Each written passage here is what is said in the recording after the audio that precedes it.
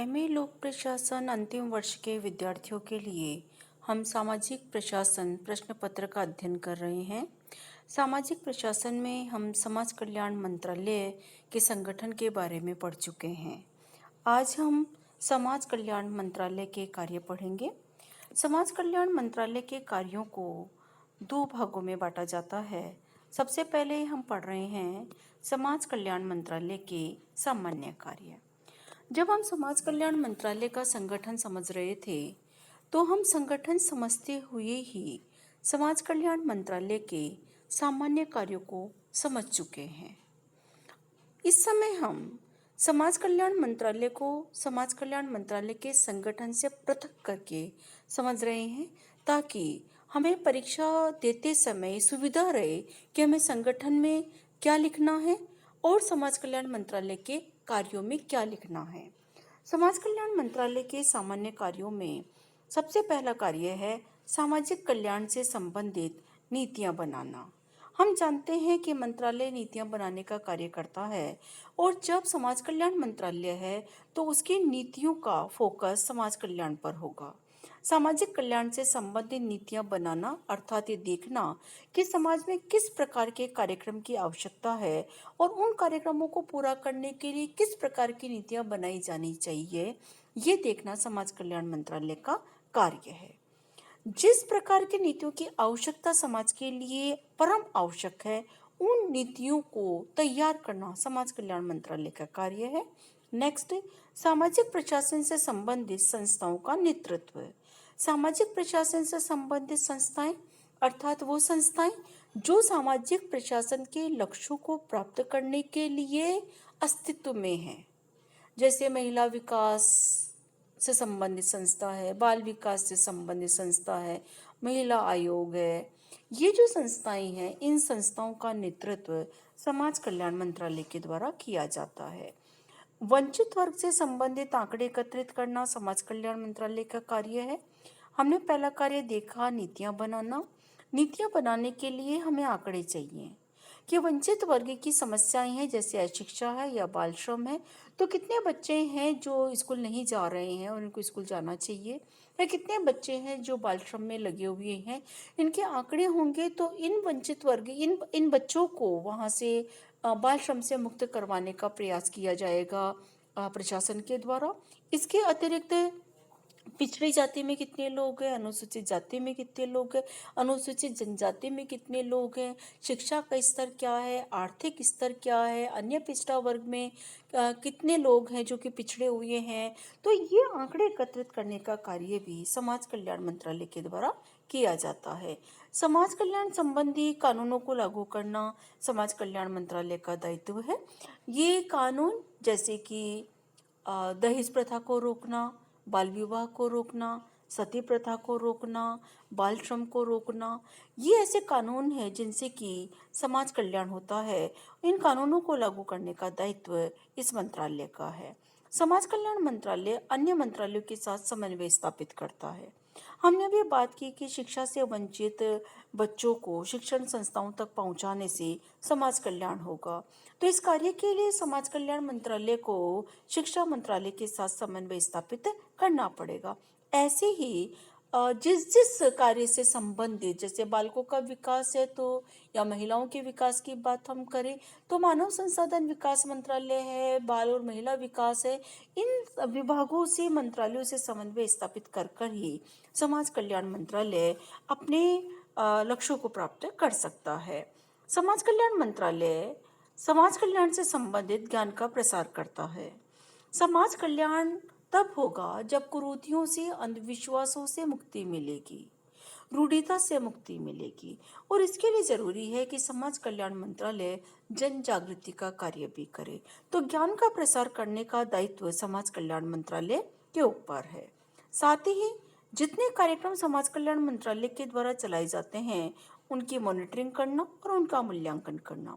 Monitoring करने का तात्पर्य यह है कि कार्य सही समय पर हो रहे हैं या नहीं हो रहे, जिस व्यक्ति को, जिस पद को जो कार्य सौंपा गया था वह व्यक्ति वह पद उस कार्य को कर रहा है या नहीं, जिस संस्था को जो दायित्व सौंपा गया था वह संस्था उन दायित्वों को पूरा कर रही है या नहीं कर रही है, ये हम कहते हैं कि कार्यक्रमों की मॉनिटरिंग हो रही है। मूल्यांकन का तात्पर्य है कि जिस उद्देश्य को ध्यान में रखकर कार्यक्रम बनाया गया था, क्या उस कार्यक्रम से वह उद्देश्य प्राप्त हो रहा है। अगर वो उद्देश्य प्राप्त नहीं हो रहा है तो कमी कहाँ रही, इस बात को देखना मूल्यांकन करना कहलाता है। तो ये जो कार्य है, ये जो लिस्ट है आपके सामने, ये कार्य समाज कल्याण मंत्रालय करता है, जिसे हम समाज कल्याण मंत्रालय के सामान्य कार्य कहते हैं। इन सामान्य कार्यों के अतिरिक्त समाज कल्याण मंत्रालय के द्वारा कुछ विशिष्ट कार्य भी किए जाते हैं। हमने समाज कल्याण मंत्रालय का संगठन पढ़ते समय हमने कहा कि इसके कुछ प्रभाग है, 11 प्रभागों के बारे में हमने जिक्र किया। 11 प्रभागों के अतिरिक्त हमने संयुक्त सचिव की बात की। संयुक्त सचिव के सहयोग के लिए हमने कहा कि उप सचिव है, निदेशक है, उप निदेशक है, सहायक निदेशक, अनुभाग अधिकारी है। ये जब हम बात कर रहे थे तो हमने कहा कि किस संयुक्त निदेशक के पास क्या कार्य है और कौन सा प्रभाग क्या कार्य कर रहा है। ये जो हमने संगठन में पढ़ा, ये विशिष्ट कार्य है। तो हम एक बार फिर से विशिष्ट कार्य को समझ लेते हैं। संगठन समझते समय हम विशिष्ट कार्यों का जिक्र परोक्ष रूप से कर चुके हैं। अब हम सिलसिलेवार समाज कल्याण मंत्रालय के विशिष्ट कार्यों को एक बार फिर से ध्यान देते हैं, तो ये आपको और स्पष्ट हो जाएगा कि समाज कल्याण मंत्रालय के विशिष्ट कार्य क्या है। सबसे पहले समाज कल्याण के क्षेत्र में जो संस्थाएं कार्य कर रही हैं उनको प्रशासनिक सहायता उपलब्ध करवाना समाज कल्याण मंत्रालय का कार्य है। प्रशासनिक सहायता, परामर्श देना, उनको आवश्यक सूचनाएं देना या आवश्यक संसाधन उपलब्ध करवाना, ये समाज कल्याण मंत्रालय का दायित्व है। जब तक समाज कल्याण के क्षेत्र में कार्यरत संस्थाओं को प्रशासनिक सहायता प्राप्त नहीं होगी, तब तक वो अपने उद्देश्यों को प्राप्त नहीं कर सकेंगे। अतः आवश्यक है कि समाज कल्याण मंत्रालय इन कार्यरत संस्थाओं को सहायता उपलब्ध करवाए। अनुसूचित जातीय वर्ग के विकास में अपनी भूमिका का निर्वहन करना। समाज कल्याण मंत्रालय अनुसूचित जाति के कल्याण के लिए अपनी भूमिका का निर्वहन कैसे करता है। भारत में लगभग 16-17% लोग हैं जो अनुसूचित जातियों से संबंध है। तो इन 16-17% लोगों के कल्याण के लिए मंत्रालय नीतियां बनाता है। ये ध्यान में रखता है कि ये जो अनुसूचित जाति की आबादी है, इन आबादी में जो अस्पृश्यता है, गरीबी है या अत्याचारों से पीड़ित जो ये वर्ग है, इसके कल्याण के लिए कार्य किया जाए। इसके कल्याण के लिए क्या कार्य किया जाए, ये योजनाएं बनाई जाएगी समाज कल्याण मंत्रालय के द्वारा। जैसे कृषि, ग्रामीण विकास, विद्युतीकरण, कुटीर उद्योग, आवास, शिक्षा, स्वास्थ्य, इन पर फोकस किया जाए ताकि अनुसूचित जाति के जो साथी हैं, जो लोग हैं, इनका विकास हो सके। सफाई कर्मचारी हैं, उनके आश्रित जो हैं, उनके पुनर्वास की योजना में उनको शामिल किया जाए। मैला ढोने की कुप्रथा को समाप्त किया जाए। ये कुछ कार्य हैं, इनको स्वरोजगार से जोड़ा जाए। कौशल विकास या स्वयं व्यवसाय में इनको प्रशिक्षित किया जाए। ये कुछ ऐसे कार्य हैं जो कि मंत्रालय को करने होते हैं और इन कार्यों के पीछे है अनुसूचित जातीय वर्ग के विकास में अपनी भूमिका निभाना।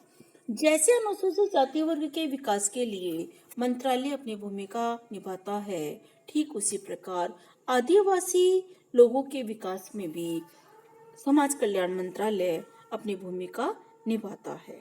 हमारी जनसंख्या का लगभग 8-10% आबादी वो है जो आदिवासी क्षेत्रों से संबंधित है। आदिवासी समुदायों की जो प्रमुख समस्या है उसमें है गरीबी, अंधविश्वास, अशिक्षा, स्वास्थ्य की दशाएं और ऐसी रूढ़ियां जो कि विकास की अवरोधक है। तो मंत्रालय का ये कार्य है, मंत्रालय का ये दायित्व है, मंत्रालय की भूमिका है कि मंत्रालय आदिवासी क्षेत्रों के कल्याण के लिए इन समस्याओं को समझें और इन समस्याओं को दूर करने के लिए परियोजनाएं बनाएं। उन परियोजनाओं को लागू करें ताकि आदिवासी क्षेत्र में शिक्षा का प्रसार हो सके और वह रूढ़ियां जो कि विकास की अवरोधक है, उन रूढ़ियों से पीढ़ियों को मुक्त किया जा सके। ये विशेष एक कार्य हुआ, विशिष्ट कार्य हुआ आदिवासी विकास से संबंधित। फिर है अल्पसंख्यक कल्याण के लिए कार्य करना। हमारे देश की कुल जनसंख्या का 17-18% अल्पसंख्यक समुदाय है। ये अल्पसंख्यक समुदाय है जिसमें मुस्लिम, सिख, ईसाई, बौद्ध और पारसी समुदाय के लोग सम्मिलित हैं। ये वो लोग हैं जो धर्म तथा भाषा के आधार पर अल्पसंख्यक कहलाते हैं।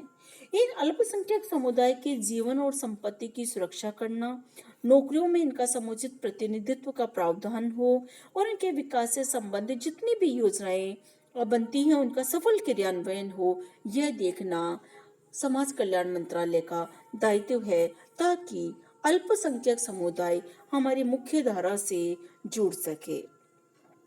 हमारे देश में जो राष्ट्रीय अल्पसंख्यक आयोग है या भाषाई अल्पसंख्यक आयोग है, उनसे संबंधित आवश्यक कार्यों की पूर्ति भी कल्याण मंत्रालय के द्वारा सुनिश्चित की जाती है।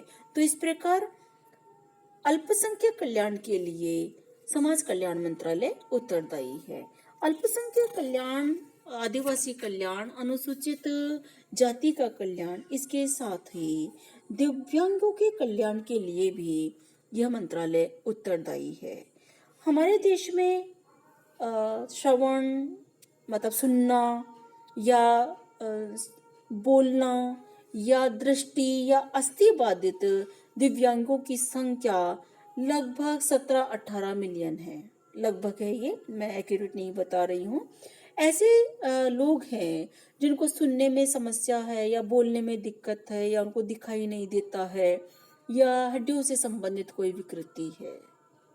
तो ये वो लोग हैं, इनमें से 3% के आसपास, 3-4% अनुमानित है। ये 3-4% वो बच्चे भी हैं जो मानसिक रूप से मंदबुद्धि जिनको हम कहते हैं, मानसिक रूप से जिनका उतना विकास नहीं हो पाया जितना कि एक सामान्य व्यक्ति का, सामान्य बच्चे का होता है।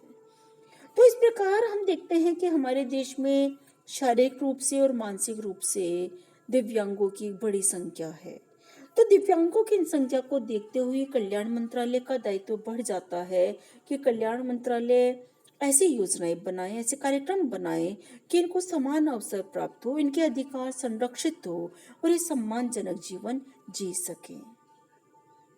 इन दिव्यांग लोगों के कल्याण के लिए हमारे देश में बहुत सारी संस्थाएं कार्य कर रही है, जैसे दृष्टिबाधितार्थ संस्थान देहरादून है, राष्ट्रीय अस्थि विकलांग संस्थान कलकत्ता है, अलियावर जंग राष्ट्रीय श्रवण विकलांग संस्थान मुंबई में है, राष्ट्रीय मानसिक विकलांग संस्थान सिकंदराबाद में कार्य कर रही है।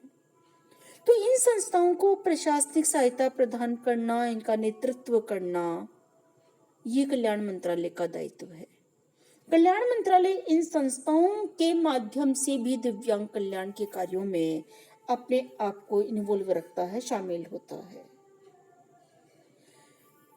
देश के वो जिले जहां पर दिव्यांगों के कल्याण के लिए कोई संस्था नहीं है या कोई विद्यालय नहीं है, तो वहां विशेष विद्यालयों की स्थापना करना या ऐसे कल्याणकारी संस्थाओं की स्थापना में सहयोग प्रदान करना, यह कार्य भी कल्याण मंत्रालय के द्वारा किया जाता है और इसे हम विशिष्ट कार्य की श्रेणी में रखते हैं।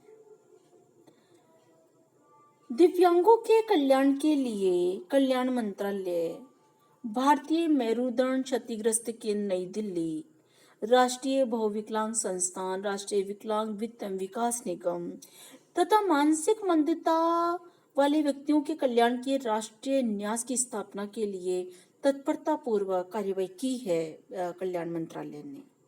तो ये वो कार्य हैं, ये वो बिंदु हैं जिनके आधार पर हम ये कह सकते हैं कि भारत का समाज कल्याण मंत्रालय दिव्यांग कल्याण के लिए समर्पित है। दिव्यांग कल्याण के लिए ये बात ये पे थोड़ी सी लंबी हो रही है, लेकिन आपको जानना चाहिए। आप लोक प्रशासन से एमए कर रहे हैं, तो आपको ये पता होना चाहिए कि भारत सरकार, भारत अमेरिका, भारत जर्मनी, भारत और स्वीडन, भारत और स्विट्जरलैंड, भारत और इंग्लैंड सरकारों के माध्यम से भी दिव्यांग कल्याण हेतु द्विपक्षीय समझौते किए हुए हैं भारत सरकार ने। और यूनिसेफ की सहायता से भी कार्यक्रमों का संचालन किया जा रहा है भारत के कल्याण मंत्रालय के द्वारा। तो भारत का कल्याण मंत्रालय दिव्यांग कल्याण के लिए बहुत समर्पित ढंग से कार्य कर रहा है। इन समस्त बिंदुओं से ये बात स्पष्ट होती है। जितनी बात आप समझ रहे हैं उससे ज्यादा आपको और अध्ययन करना चाहिए। आपको ऑनलाइन स्टडी मटेरियल बहुत मिल जाएगा। आपको पता चलेगा कि किस प्रकार भारत दूसरे देशों के साथ मिलकर दिव्यांग कल्याण की योजनाओं को क्रियान्वित कर रहा है। विशिष्ट कार्यों की श्रेणी में अंतिम कार्य है कि जो अनाथ है, वृद्ध है या नशे के आदी व्यक्ति हैं, उनके कल्याण के लिए भी कल्याण मंत्रालय के द्वारा कार्यक्रम चलाए जा रहे हैं। बेसहारा बच्चे हैं, उनके कल्याण, उनके पुनर्वास के लिए स्वैच्छिक संगठनों की सहायता कल्याण मंत्रालय के द्वारा की जा रही है। केंद्रीय दत्तक ग्रहण संस्थान के बारे में हमने संगठन में पढ़ा था। तो उस संस्थान के द्वारा देश के भीतर, देश के अंदर या देश के बाहर अगर कोई दत्तक लेना चाहता है, गोद लेना चाहता है बच्चे को, तो उन बच्चों की सूचनाएं और उनके बारे में सारी सूचनाएं एकत्रित करने का कार्य या स्वैच्छिक संगठन को वित्तीय सहायता प्रदान करने का कार्य भी कल्याण मंत्रालय कर रहा है। ऐसे ही जो वृद्ध लोग हैं, वयोवृद्ध लोगों को मासिक पेंशन देना या वयोवृद्ध लोगों के लिए जो स्वैच्छिक संस्थान कार्य कर रहे हैं उनको अनुदान देने का कार्य भी कल्याण मंत्रालय कर रहा है। जो हमारे युवा व्यक्ति, युवा नागरिक नशीली दवाओं का दुरुपयोग कर रहे हैं, नशीली दवाओं के कारण अपने स्वास्थ्य को नुकसान पहुंचा रहे हैं, उनको परामर्श प्रदान करना, उनका उपचार करवाना या उनको सेवाएं देना, उनके पुनर्वास के लिए प्रयास करना, ये कार्य भी कल्याण मंत्रालय के द्वारा किया जाता है। तो इन समस्त कार्यों को देखने से, पढ़ने से स्पष्ट होता है कि हमारे देश में समाज कल्याण मंत्रालय बहुत महत्वपूर्ण दायित्वों का निर्वहन कर रहा है। आप समाज कल्याण मंत्रालय के इन कार्यों को बहुत विस्तार से पढ़िए, समझिए, इनके बारे में आप अपने साथियों के साथ चर्चा कीजिए और फिर आपको कोई समस्या हो तो हमसे संपर्क कीजिए। आपका धन्यवाद।